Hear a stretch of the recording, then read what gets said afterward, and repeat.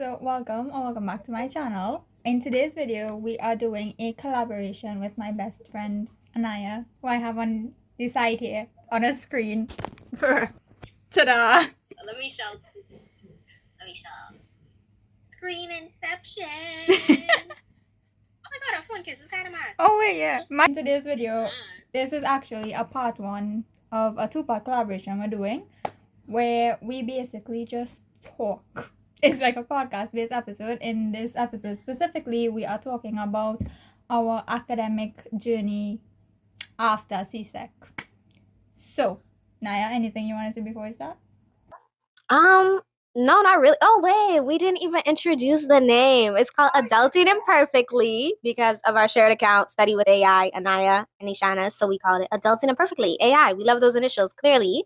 And so because we're not adults yet, we're almost adulting. We're in that phase and we're just adulting imperfectly. Actually, turning adults this year. That's crazy, actually. You know what else is crazy? It's been a year since we graduated. Yes, it has. And like so much yet so little has changed. That's cray. But we'll get into all of that. Yes, we will. Okay, let's go then.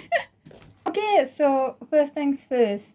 Obviously, it's been a year since we graduated, but it's also been a year since CSEC finished. Yes. One of our biggest exams. I remember how panicked we were before, during, and after.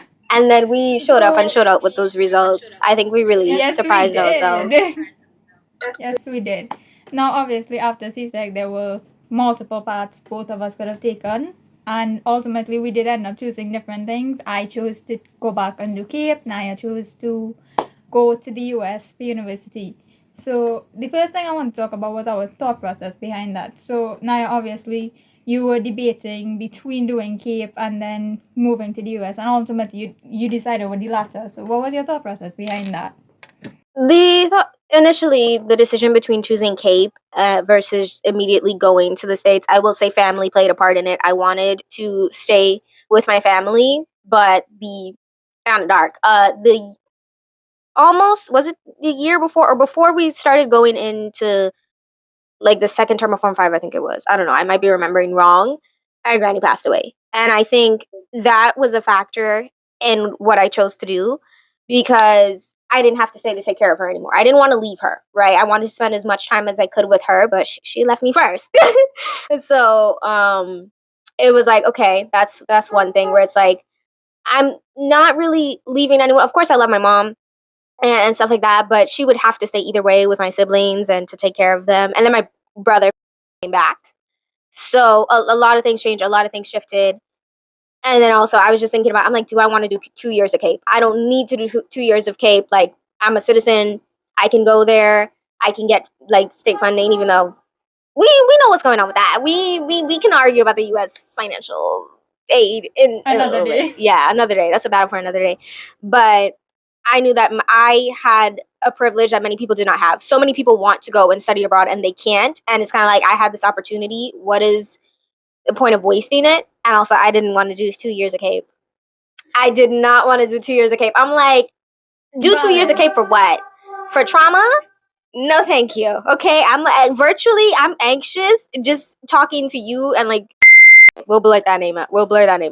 And hearing about what's going on with CAPE. I'm like, no, thank you. Like, she was telling me about some exam where like it was something about a poem being read out loud, and then the teacher was like, "Oh, you can't read the questions before," and I was like, "Oh my god, yeah." For communications, that was our final paper one, right? I'm gonna blurt out the names or something, but had to read the poem, but we were supposed to get obviously some time to read through the questions first, just like with the English paper. But when she told us take some time to read through, but the invigilator said no, they can't, and then she literally had a whole minute-long argument with her, telling them no, they can't look through the questions. I was like, I heard about that, and I'm like, you see, this is the kind of stress that I can't handle. Then you have CXC, like the organizational body, deciding they want to change things for year 2, and I'm like, I would have had a panic attack if that was me. So in hindsight, I'm like, I made the best decision for myself, and it's working out. I mean, I got accepted into the school of my choice, and I'm going to be starting school in August. So it's like, yay! I think for me, obviously, CAPE was always the plan. especially because I was ultimately gonna do 𝐾𝐝 because I didn't know what exactly I wanted to do in university. But another main thing for me, like you said, a lot of people want to study abroad, but they don't have the opportunity. That was the main reason I went back, just the chance at a scholarship. Even though I'm like,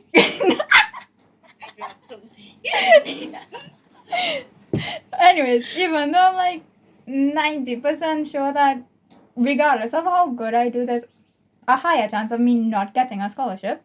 I still wanted to give myself that opportunity, whether it's a scholarship from the government, from a school directly, or even if I just don't get one, I'd rather take the chance and not get it than just go straight into university never knowing and having that financial struggle on my parents knowing that maybe something could have happened.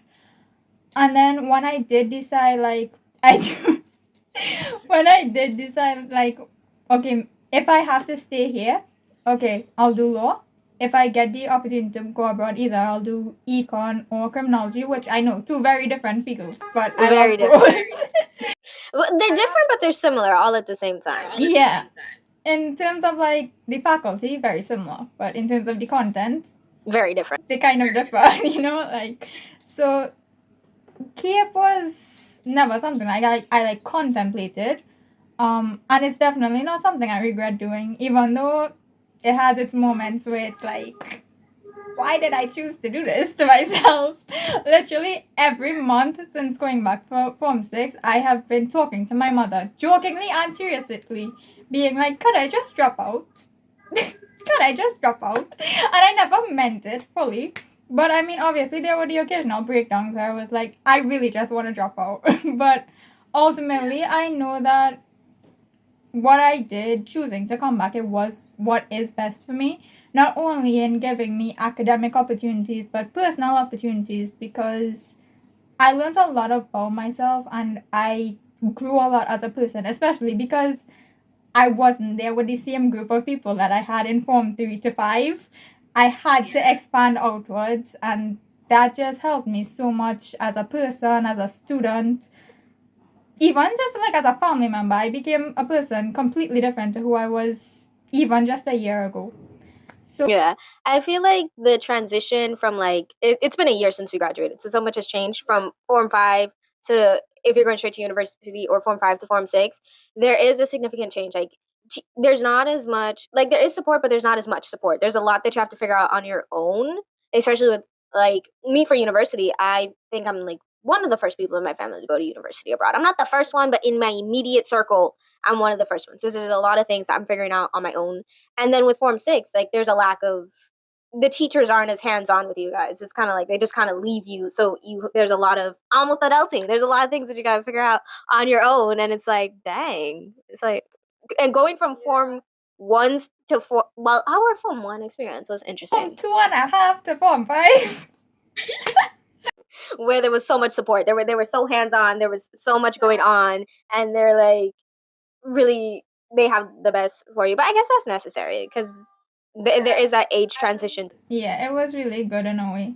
And especially with university, like you said, in my family, as far as I know, the people that are immediate to me, I am the first person to go to university. So it's like, I can't even go to my parents asking about certain things because it's like, they themselves don't know. It's like we're figuring this out together.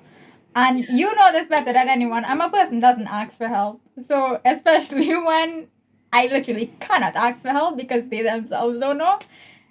It's like we're in a loop of the blind leading the blind. Whatever happens, just Google happens. is my best friend. Like me and Google, this is us. This is us. Literally, Google is teaching me everything I need to know. And then sometimes Google is wrong, and I'm like, Google, what you doing? But it worked out. So, okay, Google. Okay, now we're on to university plans. University plans. Okay, well, I started with, so I came back to the States in August, and then from August to December, because I had, well, no, like, yeah, like August to November, I was studying for the SAT. I was in SAT tutoring sessions and stuff like that because I did the December 6th, 2025 SAT. And the SAT, it's easy, but not easy. I think a lot of Caribbean students underestimate the difficulty of the SAT. Where the difficulty comes in is one, the speed. CSEC will give you, how long do we have to do 60 questions? An hour and a half. Hour and a half with questions that we know. Like those questions are repeats. There are probably 5 new questions. The SAT, all new questions. You don't have access to previous questions. And the time is like half. I think it's like 30 minutes. Like it's half of that time. So the speed was an issue for me, especially because I've always been a slow like math person. I take my time with math. Learning how to use Desmos, it's like this calculator software. If you know how to use it, it's your best friend because you can solve some questions on it really quickly. If you don't know how to use it, it confuses you. Then with the SAT as well, I hate standard conventions of English. Damn. I love English. Hate standard conventions. It makes no sense. Maybe that's part of the literacy crisis. Maybe I'm part of the problem, but I hate standard English conventions. I really do. I remember you sent me a whole rant on it, and I'm like, I have no idea what this girl is talking about, but okay. That's another thing. You don't know what they're talking about. The terminology, like the difference between the states and then our education system, they use different words. Even simple equations that are like standard, like y equals mx plus c. It's not y equals mx plus c. It's y equals mx plus b. Or they have different variations. They have something called discriminant, which we never learned. Discriminant is like, the quadratic formula inside the square root. Yeah. It's that. And it's like if it's greater than 0, I think it means it has one real solution. If it's if it's greater than 0, it has 2 real solutions. If it's equal to 0 is 1, and if it's less than 0 is none. Or maybe the other way around. You see? Confusing. I'm done with the SAT though. Never doing that again. Also, who's gonna tell me that like maths and English is a mandatory course in college? Like no matter what you do, you have to do maths and English. Imagine my shock when I had to do a placement exam and they're like, "Hey, we gotta schedule you to do a placement exam." I said, "Placement who? Placement where? Placement why?" I'm like stuck in the prison of math. I hate math. I don't like math. I don't like it. Maybe I shouldn't be saying that because I'm. Tell me, guess what Hildy's favorite subject was? I'm gonna be studying business, and I'm over here like I hate math. Got a distinction, but I hate it. I think that's the funniest part that we got a distinction. Yeah, I was flabbergasted. I was like, I didn't even believe I got the 1 in maths. I think I have a video of my reaction, and I'm just like I'm screaming. I didn't even know what I saw. I was just screaming. I threw myself off the chair. I'm screaming, but I'm like, I got a 1. Not only did I get a 1, I got a distinction. Who's gonna tell me that? After like all the like screaming calm down, I actually went back and checked my grades, and I saw not only a 1 in POA, then I checked the actual profiles. I see AAA. I'm like, eh? Yeah. And then the exam I wrote? These subjects I thought I would. Well, actually, I didn't think I was getting distinctions. I'm gonna be so for real, and some people might not believe me when I say this because we're the smart kids, but I did not think of myself as smart. I was like, if I get a 2 in maths, I'll be happy. I did not think I was getting a distinction, so I wasn't expecting any. But if I were to guess which subjects I would get a distinction in, not the subjects that I did get the distinction in, I was a bit flabbergasted. I was like, okay, I'm confused, but I guess probably because I put more work into the subjects that I wasn't good at. Yeah. And so obviously I don't know it like showed up. Like the other subjects, I'm like, I'm like good at this, so I'm just gonna do I'm good at this, Yeah. Not to be cocky, but it's so funny every time. Like when I had to calm down for his maths exam, I was like just telling him like, I'm telling you, it's gonna go better than you expected. I came out of the room just hoping to get a 2. And he doesn't believe me. To this day, he never believes me. But I'm like, listen, y'all think I'm smart. I don't. How did we reach to this? I don't know. Hold up. You see, this is why we have objectives. If you asked Form 3 Anaya, she was convinced she was going to be a criminal profiler. Okay, so I had my whole plan, researching schools. I think we were researching schools together, like compiling lists. And then I decided that was not a career for me because to get to be a criminal profiler in the FBI, you first have to be an FBI like field agent. You got to go through the field training. Look at my arms. Do I look like I could? Actually, don't underestimate me. I could if I wanted to. I just don't want to. It's as simple as that. Then Form 5, I was like, okay, econ. I'm choosing econ because I like business. And after I got my CSEC results, I saw my econ results. I was like, yeah, this is the career I'm going into. Boom. So all the schools I'm applying to, I'm looking for schools that offer economics because I'm like, that is what I'm doing. I'm convinced that is what I'm going to do. So I'm applying to schools on Common App. I'm applying to CUNY schools. I'm applying everywhere. Now, a lot of the school that I'm in right now, they don't have econ. Well, in a traditional form. What they do have is business management and administration. So I'm going to be doing business management and administration with a concentration in management, which is going to get into like business law, managing principles, and then within the course there's macroeconomics and microeconomics. So it's like, okay, yeah, boom, I found it. This is what I'm going to do. But I just kind of like, I don't think I was ever going to pick a passion subject to be my college major because I'm like, I can do my passion subjects outside of school. College costs me money. I am going to do something that makes me money. And I'm passionate about. Like, it's a win-win. I like business and I like money. That's probably why I like business. Money, money, money, money. Not in a billionaire way. I like money in a who's a good I like rich money and I person? want to spoil myself kind of way. Yeah, who's a good rich person? I'm trying to think of a rich person who's like really kind and like they give their money back. Do they even exist? Silence is so loud. Tony Stark, billionaire, playboy, philanthropist, fictional character. Bruce Wayne. There we go. The fictional characters are the good rich people. Why are they only good in fiction? The fictional characters are the good people. Point blank. Kind of depressing, guys. Very. That's kind of concerning. The future generations will do better. We will do better. Anyways, back to topic of conversation. The conversation. So I don't think my initial thoughts ever really changed. Like it switched from, and then I was running away from politics because I always thought I was going to go into law or politics. I was running away from that because I was like, I don't want to be a politician because I'm scared that I'll go into politics and it'll change me. Ran away from law because I realized law is a lot of reading and sitting and typing, and I didn't want to do that, which I now realize that, but I feel like it's different in a way. I don't know. Yeah, it has more numbers than letters. Don't tell me that. I don't know. I guess I wasn't that passionate about law. I think people told me I could be a good lawyer because I was like a kid who wouldn't shut up and would always argue. And so they're like, you could be a good lawyer. You're just trying to tell me that I talk too much. Yeah. You see, but you're passionate about it. Like you like you're passionate about it. Me, if I was going into law, it would just be going into law to go into law. Like if I were to go into law, I don't even know what area of law I'd want to go in. Maybe divorce court, family law. Okay, so for university, I have like 3 options depending on where I go.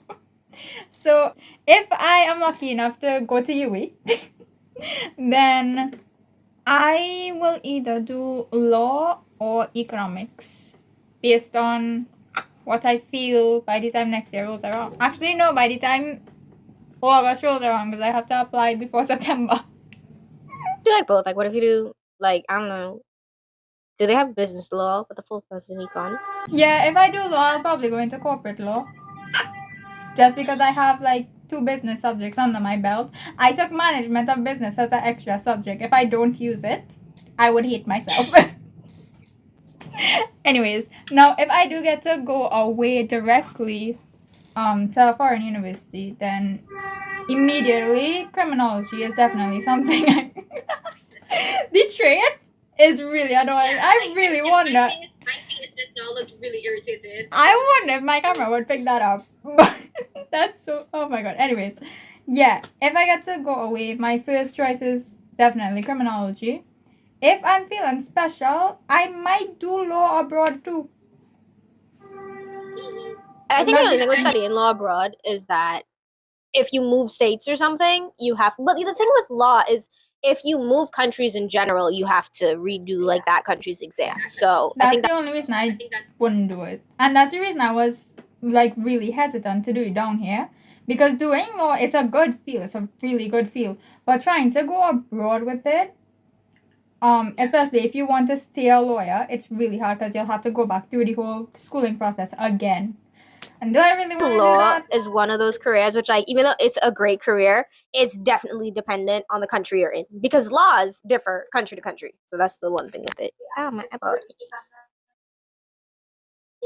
So, I mean, and then I feel like my 3 options are Except criminology. Criminology is only viable if I go away because it doesn't have a job market in Trinidad, so I can't do that here. But law and econ, no matter where I go, I think that's always something I'll be interested in. Which is why I keep telling my mom, like, no matter what my first degree is, I feel like I'm always gonna be the type of person that goes back to school. If I was rich, I would be in school for the rest of my life. Literally, I enjoy learning so much. I don't enjoy school. Let me clarify. I don't enjoy going to school, but I enjoy the process of learning things so much. Yeah.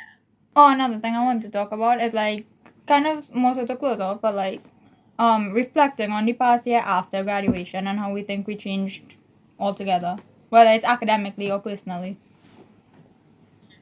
You could start. You could start. It's been a very short year. It has not felt like a year. So the biggest change for me is obviously I'm no longer in Trinidad. And yet I think I've seen more of Trinidad than I have when I was actually living there. Because I came back how many times? 3. I was there in October. I was there in April. Okay, no, that's 2 times. Why do I think 3 then? I think you've seen more of Trinidad on your visits than I have my entire life. It's nice going back and forth. I was just doing as much of that as I can before school starts.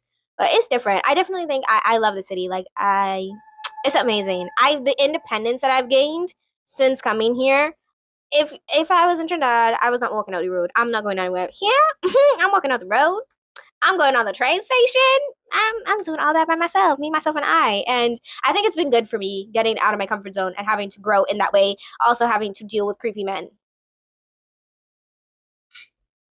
Yeah, not so fun. But I think I've grown and I've changed a lot academically. Well, I've just been doing like SAT stuff. So I mean, I've had to learn discipline with self studying because I'm not in a school. So I've had to organize all that stuff for myself, like classes. Okay, tutoring session on this day, applying to colleges, doing this, doing that. The college application process was kind of stressful. Like being in another country, and then I need to get all my documents and stuff from Trinidad. So the emailing and waiting on replies. I've gotten better at checking my emails. I used to be really bad at checking my emails, and I've since had to fix that because you cannot be bad at checking your emails when in constant email correspondence with people. I think I've just grown a lot. Yeah, grown a lot, and yet I won't say how I grew. Okay, let me challenge myself. How did I grow? I think I grew more into myself. I'm more comfortable with myself in a lot of ways because last year, do I think I would have rocked my fro as confidently as I do now? Probably not.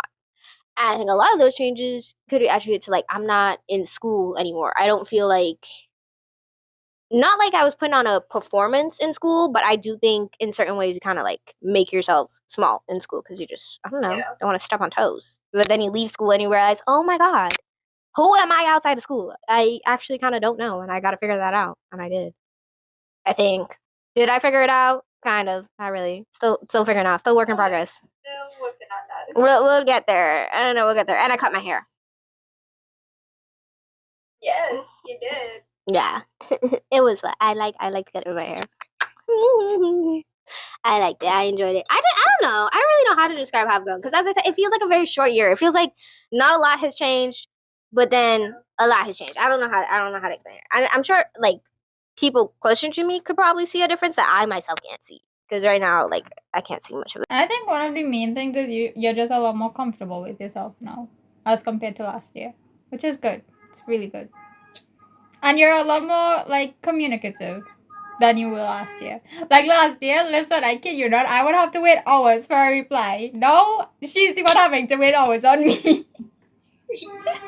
I think when like in some ways I talk to my mom, I talk to my family more being in a whole different country than when I was in the same country because you realize how much like you kind of took advantage of just being in the same space because just because you're in the same space doesn't really mean that you like know people. It's just like you see them every day, but it's like surface level conversations. Being around like I'm calling my mom every day. We're like best friends now. Honestly, I can say that I've grown a friendship with my mother because before it's like she's my mom. Like I love her. She's my mom. But now I feel like we have a relationship. Like I would be friends with her if she was my peer. And then I've deepened friendships with people who like we were friends because of proximity. We were in the same space, we're on the same van, and now we're like way closer. Friendships have also been lost, but it is what it is. For another episode. Yeah, that's for another episode. That's what happens. I think it's just after high school, there's growing pains. Everybody's growing, everybody's changing, and you're really choosing who do you want to take into this next stage of adulthood and who aligns with your morals and values outside of school. Yeah. I think that was one of the scarier parts for me, especially when I decided to go back for 𝐾𝐿, when I didn't even know who was coming back. Because remember, we already knew you weren't coming back, but the other two, they were still deciding. So there was a higher chance of me being there by myself than anything, and that like terrified me because, first of all, I'm very, very, very antisocial. I don't like meeting people, I don't like talking to people, I don't like actually making connections with people. But when I had to face the reality that I'm probably gonna be there by myself, I was just like, okay. And I mean, I'm not there by myself. One of them did come back, which we love. I'm not gonna say names, but she knows who she is. She's probably watching this video, actually. She's probably gonna watch this video. So, anyways, yeah.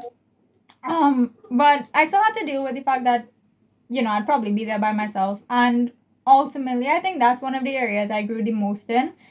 I don't want to say I became a lot more extroverted, because I'm definitely not more extroverted, but I'm a lot more open to actually talking to people. I find myself starting conversations with people rather than avoiding them. I find myself actually being engaged and interested in building relationships, not necessarily like deep bonds as compared to like my actual friendships with you guys, but even just surface level acquaintances that, like, if I need something, I know I could go to them and I could trust them with helping me with something. There's people in our year group that I never, and this is gonna sound so bad, but I never even knew of half the people in our year group before this past year. It's interesting. You say like you're not extroverted, which you're not extroverted, but you have a really good way of connecting with people. Even if you're not like an extroverted person, like I don't know, you just I think I realized I'm a lot more one of those adaptable people. If someone talks a lot, I'll be there to listen. If someone likes to listen, I'll talk a lot. I'm just one of those people that I prefer to make them feel comfortable rather than trying to make myself feel comfortable around them. Overall, I grew in being able to build friendships and connections. Even with my family, I talk a lot more to my family than I think I have the whole past of my life. Which is sad because I'm becoming an adult this year. I have not. Okay, me aging, not a problem. Okay, I don't really care about me aging because I don't even notice that I'm aging. When the people around me are aging, when I hear, oh yeah, my little brother, he's gonna be 9. Yesterday, oh my god, because yesterday, my cousins, Spendy and I, they were teasing me about the fact that I'm turning 18, as if he isn't turning 18 in a few months. Wait, I do that. I was about to say, why would you do that? I do that. I do that. I will tease people because I'm like, you're old. Because you're usually the youngest in the friend group. I'm the oldest at home, youngest in the friend group. Months, mind you. She would also tease me, mind you, she's less than a month younger than me. And she's still younger. You're gonna be an unk hanging out with 17-year-olds.